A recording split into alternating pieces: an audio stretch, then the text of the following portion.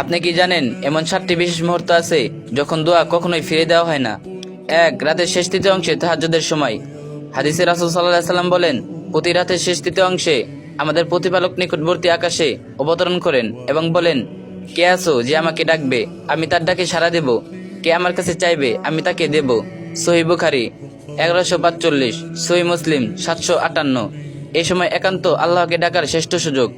তাহাজ্জুদের পর খালি অন্তর দিয়ে দোয়া করুন। 2. সিজদার মধ্যে দোয়া। হাদিসে রাসূল সাল্লাল্লাহু আলাইহি সাল্লাম বলেন, বান্দা তার প্রতিপালকের সবচেয়ে নিকটবর্তী হয় যখন সে সিজদায় থাকে। তাই সিজদার বেশি বেশি দোয়া করো। সহিহ মুসলিম 482। নফল বা ফরজ নামাজে বিশেষ করে সিজদার সময় গভীরভাবে হৃদয় দিয়ে কথা বলুন। 3. আজান ও ইকামতের মাঝে।